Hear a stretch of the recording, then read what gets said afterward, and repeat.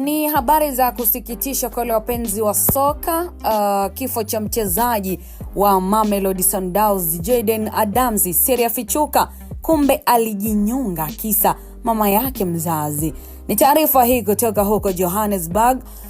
Mambo yamekaa vipi? Basi ni kwamba dunia ya soka imegubikwa na simanzi kubwa kufuatia taarifa za kifo cha kiungo wa Mamelodi Sundowns na timu ya taifa ya Afrika ya Kusini Jayden Adams ambaye alifariki dunia akiwa na umri wa miaka 25. Habari hizi zimeenea kwa kasi na kuibua majonzi makubwa kwa familia yake, marafiki, mashabiki na wadau wa soka barani Afrika.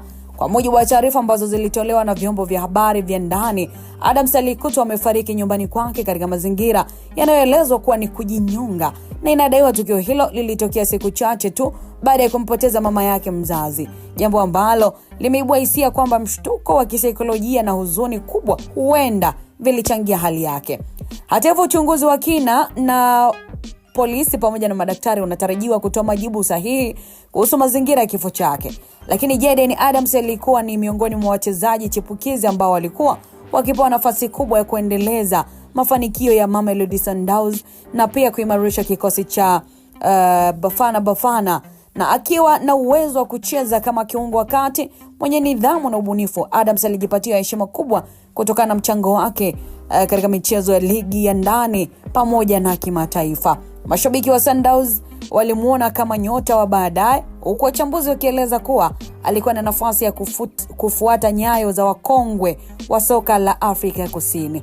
Kifo chake kimeacha pengo kubwa sana, si tu kwa klabu yake bali pia kwa timu ya taifa.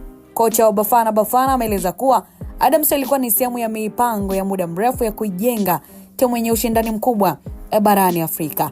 Wachezaji wenzake wameonyesha huzuni kubwa sana kupitia mitandao ya kijamii, wakimuelezea kama rafiki, kaka na mchezaji mwenye moyo wa kupambana. Lakini kwa upande wa Mamelodi Sundowns, uongozi wa klabu umeweza kutangaza kuwa utatoa msaada wa karibu kwa familia marehemu katika kipindi hiki kigumu. Aidha, klabu hiyo imetangaza pia kuwa mechi ijayo ya ligi itaanza kwa dakika ya ukimya kama ishara ya heshima kwa Adams. Na mashabiki wa klabu hiyo pia wameanza kupanga maandamano ya amani na mikusanyiko ya kumbukumbu ili kuonyesha mshikamano na familia ya marehemu.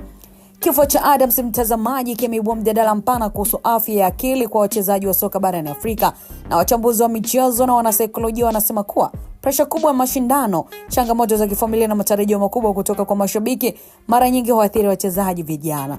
Tukio hilo limekuwa kengele ya tahadhari kwa vyama vya soka na klabu kuhakikisha wanatoa msaada wa kisaikolojia kwa wachezaji wao. Lakini mashabiki wa soka barani Afrika wameendelea kutoa salamu za rambirambi kupitia mitandao ya kijamii, wakituma jumbe za faraja kwa familia ya Adams.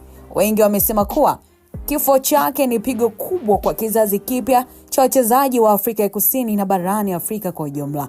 Kwa sasa macho ya wadau wa soka yameelekezwa kwa familia ya Adams na klabu ya Mamelodi Sundowns, wakisubiri taarifa rasmi zaidi kuhusu mazishi na taratibu za kumbukumbu. Hapana shaka historia ya Adams itabaki kwa kumbukumbu ya mchezaji kijana aliyeonyesha kipaji kikubwa na kuacha alama isiyofutika katika soka la Afrika ya Kusini. Simanzi hii imekuwa kumbusho la namna maisha ya mwanadamu yalivyo mafupi na yasiyotabirika, na jinsi mchezo inavyoweza kuathiriwa na changamoto za kibinadamu.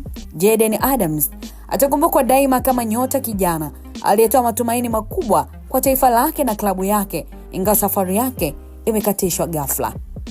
Nitamata mtazamaji wa simulizi hii, na ukiwa na maoni yote basi unaweza kuandika kupitia comment section, na wakati mwingine tutaangazia kwa uzuri kabisa. Uwe na wakati mwema mpaka wakati mwingine.